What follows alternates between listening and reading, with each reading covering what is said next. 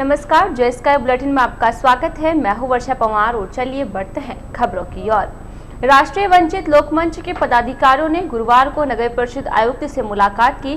मुलाकात के दौरान पदाधिकारियों ने डीएलबी के आदेश के बावजूद भी तलाकशुदा कोटे से चयनित हुई एक महिला सफाई कर्मचारी को अब तक ज्वाइन नहीं करवाने पर रोष प्रकट किया। मुलाकात के दौरान मंच पदाधिकारियों ने बताया कि ब्यावर निवासी श्रीमती संगीता पुत्री हरिश्चंद का नगर परिषद की सफाई भर्ती के दौरान तलाकशुदा कोटे से चयन हुआ था, लेकिन विवाह विच्छिन्न की डिग्री के अभाव में नगर परिषद प्रशासन ने उसे आज तक नौकरी पर ज्वाइन नहीं करवाया है। जबकि इस संदर्भ में स्वायत्त शासन विभाग की ओर से एक आदेश भी नगर परिषद के नाम जारी किया गया है कि महज डिग्री के अभाव में किसी तलाकशुदा की ज्वाइनिंग नहीं रोकी जा सकती है। बावजूद इसके प्रार्थियों को नौकरी से वंचित रखा जा रहा है। मंच पदाधिकारियों ने आयुक्त को स्वायत्त शासन विभाग की ओर से 23 सितंबर को जारी किया गया एक नवीन आदेश भी सौंपा, जिसमें प्रार्थियों को केवल डिग्री के अभाव पर ज्वाइनिंग से नहीं रोकने की बात कही गई है। साथ ही पत्र में प्रार्थियों को शीघ्र ही डिग्री पेश करने की शर्त के साथ ज्वाइन करवाने के भी निर्देश दिए हैं।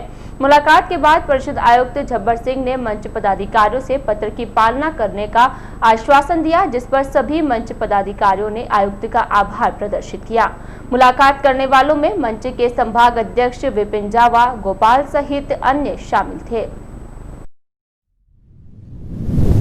कमिश्नर साहब से कुछ समय पहले मिले थे। आयुक्त महोदय कंफ्यूज थे कि जो तलाकशुदा मैटर है उसमें जो डीएलबी का 15/3/2019 का लेटर जारी हुआ है उसके हिसाब से कार्रवाई की जाए या फिर पूर्व में जो गाइडलाइन आई थी उसके हिसाब से उसे ज्वाइनिंग न दी जाए। इस संबंध में उन्होंने एक स्वायत्त शासन विभाग को लेटर लिखा था। चूँकि अब स्वायत्त शासन विभाग फिर से जवाब दे चुकी है और उसमें ये लिख चुकी है कि 15/3/2019 के हिसाब से कार्रवाई की जाए, तब हम ये नहीं समझते हैं कि इसकी ज्वाइनिंग में देरी की जाए। अभी आयुक्त महोदय ने हमें आश्वस्त किया है और बोला है कि बिल्कुल सीधा सीधा साफ सुथरा मैटर है और जल्दी इसे ज्वाइनिंग दी जाएगी। और हम सब इसी इंतजार में, पूरी वाल्मीकि समाज, राष्ट्रीय वंचित लोकमंच परिवार और कांग्रेस परिवार, हम इसी इंतजार में हैं कि इसे जल्द से जल्द ज्वाइनिंग मिले।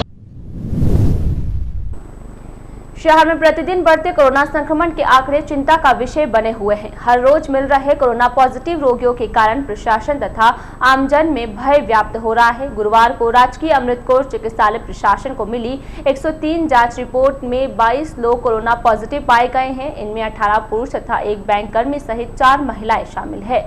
जानकारी मिली है कि शहर के स्टेशन रोड स्थित एसबीआई की शाखा में पूर्व में पॉजिटिव पाए गए सुरक्षा गार्ड की गुरुवार को मौत हो गई। गुरुवार की रिपोर्ट के बाद शहर में कोरोना संक्रमितों का आंकड़ा 1347 तक पहुंच गया है। गुरुवार की रिपोर्ट के आंकड़ों में सबसे चिंताजनक बात यह है कि 22 रोगियों में 16 युवा शामिल है। गुरुवार को हाउसिंग बोर्ड, गणेशपुरा, नयाबास, तेलियान मोहल्ला, मुनोद कॉलोनी, गायत्री नगर, प्रताप कॉलोनी, श्री विहार तथा बांगड़ नगर सहित अनेक जगहों के पॉजिटिव मिले हैं।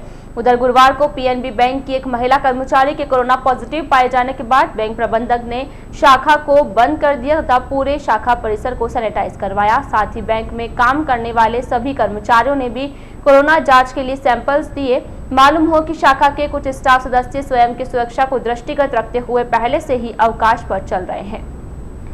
शहर के सतपुलिया विस्तारीकरण का कार्य मानसून पश्चात शुरू होने की संभावना है। पूर्व में सीवरेज लाइन नहीं बिछाए जाने के कारण सतपुलिया विस्तारीकरण कार्य अटका हुआ था। वहीं मानसून सीजन खत्म होने के बाद सार्वजनिक निर्माण विभाग द्वारा सतपुलिया विस्तारीकरण का कार्य शुरू करने की तैयारी की जा रही है, परंतु अजमेर रोड पर सतपुलिया से दादीधाम तक लगभग 10 स्थानों पर पानी लीकेज की समस्या ने पीडब्ल्यूडी अधिकारियों के सामने परेशानी खड़ी कर दी है, जिसके बाद पीडब्ल्यूडी अधिकारियों द्वारा जलदाय विभाग के अधिकारियों को अजमेर रोड पर सप्लाई के दौरान होने वाले लीकेज की समस्या को दूर करने के लिए पत्र लिखा है। पीडब्ल्यूडी अधिकारियों ने बताया कि अजमेर रोड पर कई स्थानों पर पानी सप्लाई की मुख्य लाइनों में ही लीकेज है, जिसके कारण सड़क पर पानी बहने लगता है, जो कि सड़कों के क्षतिग्रस्त होने का कारण बनता है। उन्होंने बताया कि पूर्व में भी जलदाय विभाग द्वारा पानी के लीकेज से मार्ग पर गड्ढे हो गए थे, जिसकी मरम्मत भी करवाई गई थी, परंतु पानी लीकेज होने के कारण फिर से मार्ग क्षतिग्रस्त हो गया था। क्षतिग्रस्त मार्ग के कारण दुर्घटना भी संभावना बनी रहती है। जलदाय विभाग को पत्र लिखकर पीडब्ल्यूडी ने बताया कि वर्षा ऋतु के पश्चात सतपुलिया से दादीधाम तक के मार्ग पर डामरीकरण किया जाना प्रस्तावित है, इसलिए जल्द से जल्द अवरुद्ध मार्ग पर हो रहे पानी के लीकेज को दुरुस्त कराने को कहा है। पीडब्ल्यूडी की ओर से पत्र लिखे जाने के बाद जलदाय विभाग ने मुख्य मार्ग के समीप हो रहे लीकेज को दुरुस्त करने की कवायद शुरू कर दी है। मुख्य मार्ग पर लगभग 10 स्थानों पर पाइपलाइन लीकेज व 2 स्थानों पर वाल्व लीकेज की समस्या है। इसी समस्या को दूर करने के लिए जलदाय विभाग ने कार्य शुरू कर दिया है। जलदाय विभाग द्वारा लगभग 1 हफ्ते में समस्त लीकेज को दूर कर दिया जाएगा। राष्ट्रपिता महात्मा गांधी की 150वीं जयंती पर गुजरात के साबरमती से रवाना होकर राजघाट दिल्ली जाने वाली साइकिल रैली का कारवां गुरुवार को ब्यावर के राष्ट्रीय राजमार्ग से होकर गुजरा। राष्ट्रीय राजमार्ग से गुजरने के दौरान साइकिल यात्रा के कारवां को कई वाहन एस्कॉर्ट करते हुए चल रहे थे। यात्रा दल में सीआरपीएफ के जवान, साइकिल यात्री तथा वाहन शामिल थे। बताया जा रहा है कि यात्रा का रात्रि पड़ाव पाली जिले में था। गुरुवार सुबह यात्रा दल सेंद्रा मार्ग से राष्ट्रीय राजमार्ग होते हुए खरवा पहुंचा। खरवा में जिला कलेक्टर के निर्देश पर मसूदा उपखंड अधिकारी ने साइकिल यात्रियों का स्वागत किया।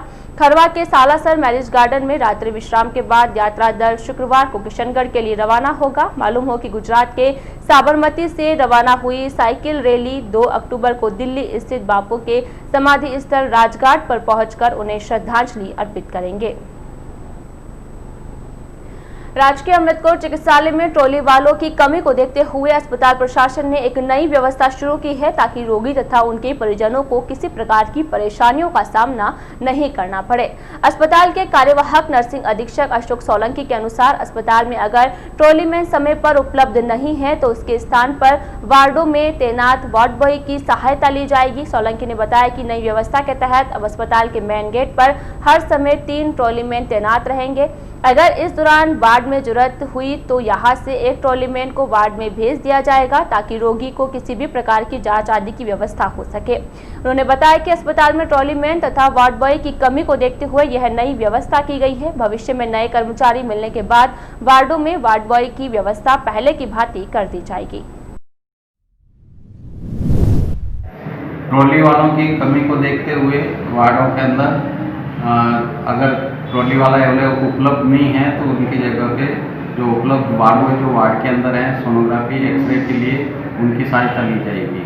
अगर गेट के ऊपर अगर 3 ट्रॉली वाले रहेंगे तो एक ट्रॉली वाला वार्ड में जाके सोनोग्राफी एक्सरे या अन्य कोई कार्य है तो वो संपादित करेगा। क्योंकि अमृतपुर में ट्रॉली वालों की भी कमी है और वार्ड बॉय की कमी है। कमी को देखते हुए व्यवस्था बनाए रखने के लिए मतलब तात्कालिक ये व्यवस्था की गई है और जब उपलब्ध होंगे उस समय है हर वार्ड के अंदर वार्ड बॉय या ट्रॉली वाले की पूरी व्यवस्था कर दी जाएगी। ग्राम पंचायत काबरा के भियाखेड़ा गांव के एक खेत में गुरुवार को एक 10 फीट लंबा तथा 200 किलो वजनी अजगर मिला है। खेत में अजगर मिलने की सूचना के बाद ग्रामीणों में सनसनी फैल गई और बड़ी संख्या में ग्रामीण खेत पर एकत्रित हो गए। जानकारी के बाद मौके पर पहुंचे वनकर्मियों ने अजगर को रेस्क्यू करते हुए घने जंगल में स्वतंत्र छोड़ दिया। जानकारी के अनुसार गुरुवार को भियाखेड़ा निवासी सोनू उर्फ मोंटी के खेत में एक अजगर दिखाई दिया, जिसके बाद खेत मालिक ने इसकी सूचना पंचायत सहायक किशोर को दी। पंचायत सहायक ने वन विभाग के कर्मचारियों को खेत में अजगर होने की जानकारी दी, जिस पर वन विभाग के भगवान सिंह, रविंद्र सिंह तथा भरत सिंह मौके पर पहुंचे तथा अजगर को रेस्क्यू करते हुए पकड़ लिया और एक बोरे में डालकर घने जंगलों में छोड़ दिया। बताया जा रहा है कि इस दौरान अजगर ने अपने पेट से एक नील गाय को मृत बच्चों को उगल दिया। संभवतः नील गाय के बच्चे का शिकार करने के चक्कर में अजगर गांव में खेतों तक पहुंच गया। उधर जानकारी मिली है कि वन कर्मियों ने किशनपुरा गांव के एक कुएं में गिरे एक अन्य अजगर को भी रेस्क्यू कर बाहर निकाला और उसे सेंद्रा के जंगलों में सुरक्षित रूप से छोड़ दिया। निकटवर्ती ग्राम रूपनगर में फतेहगढ़ सल्ला के ग्रामीणों ने बाईपास निर्माण के लिए भूमि अधिग्रहण की कार्यवाही पर आपत्ति जताई है। इस हेतु ग्रामीणों ने गुरुवार को उपखंड अधिकारी को एक ज्ञापन दिया है। एसडीएम को दिए गए ज्ञापन में ग्रामीणों ने बताया कि रूपनगर में राष्ट्रीय राजमार्ग संख्या 158 के लिए बाईपास निर्माण किया जा रहा है। इस हेतु गाँव में भूमि, कुएं, मकान तथा बाड़े आदि अधिग्रहित किए जा रहे हैं। ग्रामीणों ने बताया कि किसानों के पास पहले से ही पहाड़ियों की वजह से कृषि योग्य भूमि कम है और बाईपास निर्माण में गांव की उपजाऊ भूमि को अधिग्रहित किया जा रहा है, जिसके कारण ग्रामीणों के सामने रोजी रोटी का संकट पैदा हो जाएगा। ग्रामीणों की परेशानियों को देखते हुए गांव वालों ने किसानों को उचित मुआवजा दिलाए जाने, सामलाती भूमि का सर्वे करवाकर काबिज किसानों को ही मुआवजा दिलवाने तथा सिंचाई तथा पीने के पानी के लिए काम में आ रहे कुओं को अधिग्रहण से मुक्त रखने की मांग की है। ज्ञापन देने वालों में रूपनगर सरपंच महबूब खान, फतेहगढ़ सल्ला सरपंच शाहबुद्दीन काठा, सलाम काठा, बाबू खान, सुलेमान काठा, सालम काठा, शकूर खान, रमजान सहित अन्य ग्रामीण शामिल थे। हमने 7 दिन पहले एसडीएम साहब को एक आपत्ति लेटर दिया था नेशनल हाईवे 158 नंबर के बारे में कि हमारे जो गांव में कुएं, ज़मीन और पुराने मकान जो नेशनल हाईवे 158 नंबर में आ रहे थे उनके बाबत में हमने जो आपत्ति दी है, तो मैडम ने हमको वापस लेटर दिया है। आज का टाइम दिया है 11:30 बजे का। तो वहाँ से दिल्ली से NH हाईवे वाले वो भी यहाँ ब्यावर पहुँचे और मैडम भी ब्यावर। उन्होंने ये बताया है कि जो आपकी आपत्ति हमने दर्ज की है, जो आपकी आपत्ति आपने दी है उसके बारे में आप बताएं। तो हमने मैडम को सभी समस्या बता दी है कि हमारे जो कुएं अधिग्रहण में आ रहे हैं, 4 कुएं हैं, तो 4 कुएं को छोड़ के अधिग्रहण से साइड में रोड बनाए जाएं। कुछ ज़मीनें हमारी ज़्यादा जा रही हैं, किसान के पास ज़मीन कम है, तो उसमें अधिग्रहण जैसे पहले बड़ा था तो उनका भी कम किया जाए। हमारे वर्षों पुराने मकान बने हुए हैं, करीब 40, 50, 60, 100 साल पुराने मकान बने हुए हैं, तो उनका मुआवजे के लिए हमारी ये मांग थी कि मुआवजा हमको ज़्यादा से ज़्यादा दिलाए जाएं, ज़मीन का, कुएं का और मकान का।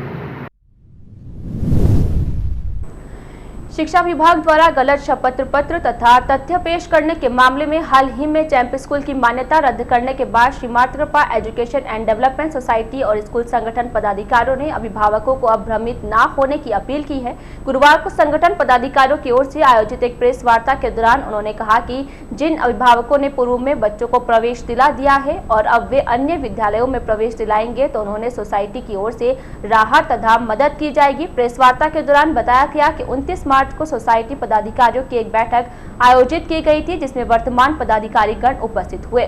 बैठक में हुई चर्चा तथा लिटिल चैंप स्कूल की वर्तमान परिस्थितियों को देखते हुए कुछ फर्जी व्यक्तियों श्रीमती आशा यादव पत्नी जगदीश प्रसाद यादव, श्रीमती मनीषा यादव पत्नी विजय यादव तथा विजय यादव पुत्र जगदीश प्रसाद यादव द्वारा सोसाइटी के साथ विश्वासघात कर पैसों का गबन किए जाने, फर्जी व कूटरचित दस्तावेजों के आधार पर संस्था को आर्थिक नुकसान पहुंचाने तथा संस्था की ख्याति को गिराने के मामले को लेकर अभिभावकों को जरिए आम सूचना के सूचित किया गया था। साथ ही यह भी बताया गया था कि स्कूल में सत्र 2019-20 के लिए किसी भी प्रकार के नव प्रवेश नहीं लिए जाएंगे। बावजूद इसके फर्जी पदाधिकारियों की ओर से अभिभावकों को भ्रमित करते हुए करीब 470 विद्यार्थियों का प्रवेश कर उनके जीवन के साथ खिलवाड़ कर दिया। प्रेस वार्ता के दौरान संस्था पदाधिकारियों ने अभिभावकों से अपील की है कि चूंकि अब शिक्षा विभाग द्वारा स्कूल की मान्यता रद्द कर दी गई है और बच्चों को अन्य स्कूलों में प्रवेश दिलाने के निर्देश जारी किए हैं, अतः बच्चों के भविष्य को देखते हुए उन्हें अन्य स्कूलों में प्रवेश दिलावे। शिक्षा विभाग एवं प्रशासनिक अधिकारियों में Shri Matrikripa education and development society के जिम्मेदार होने के नाते हम पूर्ण रूप से सहयोग करेंगे। मालूम हो कि शिक्षा विभाग ने मान्यता के लिए गलत तथ्य व शपथ पत्र प्रस्तुत करने के मामले में लिटिल चैंप स्कूल की मान्यता रद्द करते हुए बच्चों को अन्य स्कूलों में प्रवेश दिलाने के लिए आदेश जारी किए हैं। इसके लिए विभाग ने राजकीय बालिका उच्च माध्यमिक विद्यालय शाहपुरा मोहल्ला की प्रधानाचार्य श्रीमती सुमन बाला सैनी को TC जारी करने के लिए निर्देश किया है। प्रेस वार्ता के दौरान निदेशक पंकज तोमर, रेहान यूसुफ, उपाध्यक्ष अजमत काठार, गैर सरकारी संस्थान अध्यक्ष जितेंद्र अरोड़ा तथा गैर सरकारी संस्थान संरक्षक कुलदीप सिंह राठौड़ आदि उपस्थित थे।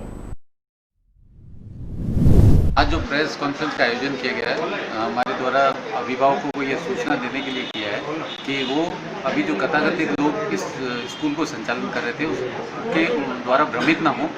सरकार ने जो आदेश दिया है वो गलत तथ्यों पे जो मान्यता ली थी उसके संदर्भ में दिया है, जो कि बिल्कुल सही है, और वे कहीं भी अन्यत्र स्कूल में प्रवेश लें ताकि किसी तरह से उनका बच्चों का भविष्य खराब ना हो। वो अपने मनमाने तरीके से स्कूल चला रहे थे। वो संस्था जो अभी है उसमें उनका कोई लेना देना नहीं है, लेकिन वो लोगों को भ्रमित करके, क्योंकि वो पुराने संस्था पे पदाधिकारी थे तो उससे भ्रमित कर रहे थे लोग। अब आगे सरकार ने जो आदेश दिए हैं उसकी पालना में हम सहयोग करेंगे। अभिभावकों को अच्छे स्कूल में प्रवेश दिलवाने के लिए हमारी तरफ से, जो संस्था की तरफ से हेल्प अगर वो चाहेंगे तो हम लोग करेंगे। कि ये फीस जो अभिभावकों ने जमा करवाई है उसके संदर्भ में मैं ये कह सकता हूँ कि ये उन्होंने बिना आदेश के जो फीस ली है वो अगर वो अभिभावक पीड़ित हैं, कहीं ना कहीं संभावना है कि उसमें प्रशासन बिल्कुल उनका सहयोग करेगा पेरेंट्स का, और वापस फीस दिलवाने में भी सहयोग प्रदान करेगा। निकटवर्ती ग्राम पंचायत पाकरियावास में चल रहे स्वच्छता एवं कोविड-19 कार्यशाला के तहत गुरुवार को हाथ धोने के गुर सिखाए गए। इस दौरान स्वच्छता प्रभारी किशोर कुमार एवं श्रीमती ममता ने पाकरियावास में पानी की टंकी पर स्वच्छता रखने तथा साबुन से हाथ धोने की प्रक्रिया समझाई। इसी प्रकार किशोर कुमार तथा श्रीमती ममता ने पाकरियावास, खिरनीखेड़ा तथा बाड़िया भाऊ आदि गाँवों में पोस्टर लगाए तथा ग्रामीणों को हाथ धोने के लिए प्रेरित किया। इस दौरान सरपंच आमना काठाट, ग्राम विकास अधिकारी प्यार सिंह मीणा तथा सरपंच प्रतिनिधि हुसैन काठाट ने ग्रामीणों को कोरोना वायरस के संक्रमण से बचने के लिए सोशल डिस्टेंसिंग बनाए रखने तथा मास्क लगाने की सलाह दी। कार्यक्रम के दौरान युवा समाज सेवी अब्दुल रज्जाक, वार्ड पंच संतोष देवी, गीता देवी, इब्राहिम, नारायण लाल, गुमानी, मोहम्मद अजहरुद्दीन, सीमा काठाट, गीता देवी तथा गीतांजलि सहित अन्य उपस्थित थे। श्री अखिल भारतीय साधु मार्गी जैन संघ के नायक रामेश मुनि व शासन दीपक अशोक मुनि महाराज ने अपना 97वां मासिक मण चालू कर लिया है। करीब 4 साल पहले जब अशोक मुनि ब्यावर पधारे थे तब उनका 66वां मासिक मण चालू था। इस साल स्वर्गीय आचार्य नानेश की शताब्दी वर्ष चल रहा है। इसमें इन्होंने मासिक मण का शतक पूरा करने के संकल्प के साथ 100वीं वर्षगांठ तक 100 मासिक मण अपने गुरु पर समर्पित करने के भाव बना रखा है, जिन्होंने अपना जीवन निराहार को बना लिया। जीवन का आधार अशोक मुनि विश्व में एकमात्र संत हैं जो 96 मासिक मण पूरा किया है। इसी प्रकार शासन दीपक पदम मुनि के 53 उपवास, विदेह मुनि ने 31 तथा गगन मुनि ने 18 का पालना कर लिया। इसी क्रम में संत यत्नेश मुनि की 19 की तपस्या गतिमान है। साध्वी अनाकार श्री जी की 30वीं, सुरक्ति श्री जी की 30वीं तथा साध्वी चिराग श्री जी की 24वीं तपस्या गतिमान है। साधु मार्गी जैन संघ ब्यावर के प्रवक्ता नौरतमल बाबेल ने बताया कि इसी प्रकार श्रावक श्राविकाओं में तपस्या को लेकर होड़ मची हुई है। बाबेल के अनुसार लक्ष्मी लाल सूर्या की 31, गौरीलाल सूर्या की 26, फतेहलाल सूर्या की 15, धनराज सांड देशनों की 30, विनय सांड की 15, कोकिला सुराणा की 30, लता लोढ़ा मंदुरांतम की 91, विजय कुमार सांड देशनों की 30, चंदा देवी धर्मपत्नी मोतीलाल बूचा की 30, रीना भंडारी की 31वीं तपस्या चल रही है। पीपलिया मंडी से इससे पहले 3 मासिक मण हो चुके हैं और भी गुप्त तपस्या चल रही है। बाबेल ने सभी लोगों से नवकार मंत्र का जाप करके तपस्वियों की अनुमोदना करने का लक्ष्य रखने का आग्रह किया है।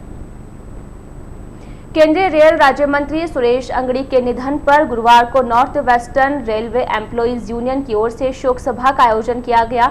यूनियन अध्यक्ष पप्पू सिंह पवार के सानिध्य में रेलवे स्टेशन परिसर में आयोजित शोक सभा के दौरान उपस्थित रेल कर्मचारियों ने स्वर्गीय अंगड़ी के निधन पर शोक प्रकट करते हुए उनके जीवन पर प्रकाश डाला। इस दौरान वक्ताओं ने उन्हें एक समर्पित सांसद बताते हुए उनके कार्यों की सराहना की, साथ ही दुख की इस घड़ी में उनके परिजनों के प्रति सांत्वना प्रकट की। इस दौरान उपस्थित सभी ने स्वर्गीय अंगड़ी को श्रद्धासुमन अर्पित किए। शोक सभा के दौरान शाखा सचिव अफजल खान, शंकर सिंह रावत, अजय गढ़वाल, सुरेंद्र शर्मा, नरेंद्र सोलंकी, जीवन सिंह रावत, कैलाश सिंह, महेंद्र सिंह सेंद्रा सहित अन्य कर्मचारी शामिल थे। निवर्तमान ब्लॉक कांग्रेस कमेटी अध्यक्ष सोहन मेवाड़ा ने ब्यावर शहर में नवीन अग्निशमन वाहन स्वीकृत करने की मांग उठाई है। उक्त मांग को लेकर मेवाड़ा ने राज्य के स्वायत्त शासन मंत्री को एक पत्र प्रेषित किया है। प्रेषित पत्र में मेवाड़ा ने बताया कि ब्यावर नगर परिषद का अग्निशमन वाहन विगत लंबे समय से खराब पड़ा है, साथ ही काफी पुराना होने के कारण उपयोग योग्य भी नहीं है। पत्र में बताया गया है कि ब्यावर के आसपास लंबा ग्रामीण एरिया तथा औद्योगिक इलाका है, जिसके कारण आग लगने की स्थिति में नगर परिषद के वाहन पर ही निर्भरता रहती है। अतः ब्यावर नगर परिषद के लिए एक नवीन अग्निशमन वाहन स्वीकृत कर शहरवासियों को राहत प्रदान करे। ब्यावर नगर परिषद के अंदर अग्निशमन के जितने वाहन हैं वो पुराने हो चुके हैं और एकाध जो वाहन है वो पूर्ण क्षमता के साथ कार्य नहीं कर रहा है। अगर ब्यावर शहर या ब्यावर के आसपास जो ग्रामीण क्षेत्र है किसी प्रकार की आगजनी हो जाती है तो ब्यावर शहर से ही अग्निशमन वाहन जाता है, लेकिन उसमें पूर्ण क्षमता नहीं होने के कारण और ख़राब स्थिति में होने के कारण ब्यावर ब्लॉक कांग्रेस कमेटी ने स्वायत्त शासन मंत्री शांतिलाल जी धारीवाल को पत्र लिखकर उनसे निवेदन किया है कि ब्यावर नगर परिषद को एक नया अग्निशमन वाहन परचेज खरीदने या देने की अनुशंसा की, जिससे आसपास का ग्रामीण क्षेत्र के अंदर किसी प्रकार की आगजनी हो जाती है तो शीघ्र जाकर उसको बुझाया जा सके। ब्यावर जिले की मांग को लेकर जयपुर पैदल यात्रा कर रहे विधायक शंकर सिंह रावत गुरुवार को अजमेर पहुंचे। शाम के समय विधायक रावत के अजमेर बाईपास पार करने के समाचार है। जानकारी मिली है कि विधायक रावत का स्वास्थ्य ठीक नहीं है और वे कमजोरी महसूस कर रहे हैं। साथ ही गर्मी के कारण उन्हें काफी परेशानियों का सामना करना पड़ रहा है। अजमेर बाईपास पर उन्होंने नींबू पानी पिया और इसके बाद पुनः अपनी यात्रा शुरू कर दी। विधायक रावत की पैदल यात्रा में नगर परिषद सभापति नरेश कनौजिया, जयसिंह राजपुरोहित, सुभाष राठी, पार्षद कुलदीप बोहरा, अनिल चौधरी, सुरेंद्र सोनी, गोपाल सिंह रावत, मंगल सिंह मोनू, संजय बाकोलिया, लक्की भाटी, भोम सिंह बलाड, जसवंत सिंह मालपुरा, लक्ष्मण सिंह खेड़ा, सरपंच दुष्यंत सिंह तथा गणपत गोयल सहित आदि लोग शामिल हैं। बताया जा रहा है कि विधायक गुरुवार शाम को गेगल स्थित बालाजी मंदिर पर रात्रि विश्राम करेंगे। शहर की नरसिंह गली स्थित नरसिंह मंदिर में अधिक मास के दौरान चल रहे मास पारायण रामायण पाठ के दौरान गुरुवार को श्री राम जन्मोत्सव मनाया गया। इस दौरान संगीतमय पाठ की प्रस्तुतियों पर उपस्थित श्रद्धालुओं ने संपुट लगाए।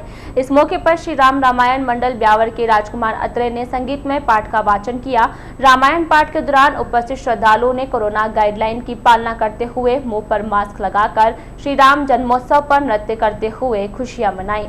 इस दौरान रामद्वारा के संत केवल राम महाराज ने हरि आ जाओ एक बार, मंडल सचिव सुंदर सिंह खींची ने पलके ही पलके बिछाएंगे, जिस दिन राम प्यारे घर आएंगे, अवध में आनंद भैया, जय कौशल्या के लाल की तथा तेजरन व्यास ने अवध में बाटे बधाइया आदि भजनों की प्रस्तुति दी। इस अवसर पर नरसिंह मंदिर ट्रस्ट मंत्री रमेश बंसल, सुनील कुमार, गुलाब सैनी, कुंज बिहारी अग्रवाल, अनिल धाकड़, अमरचंद कुमावत, दिनेश कुमार, रमेश चंद चौहान, दिनेश सिंघल, मोहनलाल बजाज, प्रेम जिंदल सहित अन्य श्रद्धालु उपस्थित थे। सांसद दिया कुमारी ने राजसमंद जिले के साथ संसदीय क्षेत्र की मेड़ता, डेगाना, ब्यावर और जेतारण विधानसभा के शहरी और ग्रामीण इलाकों में कोरोना की स्थिति पर चिंता जाहिर की है। सांसद ने कहा कि आम जनता को प्रशासन के निर्देशों का पालन करने के साथ ही स्वतः स्फूर्त होकर कोरोना की रोकथाम में अपनी सहभागिता निभानी चाहिए। केंद्रीय रेल राज्य मंत्री सुरेश अंगड़ी के कोरोना से निधन पर श्रद्धांजलि और शोक व्यक्त करते हुए सांसद और भाजपा के प्रदेश महामंत्री दिया कुमारी ने कहा कि एक अच्छे व्यक्तित्व का अल्प समय में चले जाना पार्टी के लिए ही नहीं वरन हर किसी के लिए दुख का विषय है। सांसद ने क्षेत्र की जनता के स्वास्थ्य के प्रति चिंता व्यक्त करते हुए कहा कि कोविड-19 से पिछले दिनों कई ऐसे प्रतिष्ठित और प्रभावशाली लोगों का निधन हुआ है जिनका समाज और अन्य सामाजिक क्षेत्रों में महत्वपूर्ण योगदान रहा है। ऐसे लोगों का असमय चले जाना चिंता तथा सामूहिक रूप से चिंतन का विषय भी है। संसदीय क्षेत्र मीडिया संयोजक मधु प्रकाश लड्डा ने बताया कि सांसद दिया कुमारी ने जनता से भावुक अपील करते हुए कहा कि निसंदेह कोविड-19 की रिकवरी रेट अच्छी है, लेकिन फिर भी इसे हल्के में नहीं लेना चाहिए। जान है तो जहान है। हम कोरोना से कैसे बचे इसके निरंतर उपाय करने होंगे। अपनी ही लापरवाही के कारण हम अपनों को खो सकते हैं, इसलिए हमें सरकार और प्रशासन की तय की गई गाइडलाइन के अनुरूप जीवन दिनचर्या को तय करना होगा। विशेष रूप से बच्चों, महिलाओं और उम्रदराज लोगों का ख्याल रखना हमारा नैतिक दायित्व बनता है। आज के इस बुलेटिन में फिलहाल इतना ही। पूरी टीम के साथ दीजिए इजाजत, फिर मिलेंगे। नमस्कार।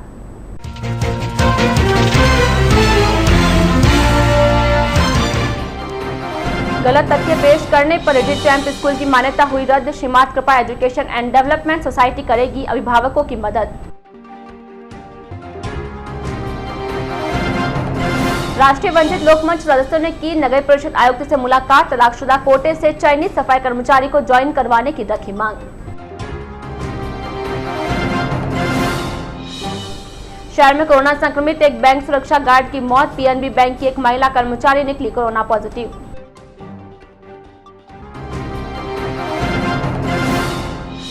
और राजमार्ग के लिए भूमि अधिग्रहण पर ग्रामीणों ने जताई आपत्ति। एसडीएम को ज्ञापन देकर बताई अपनी समस्याएं।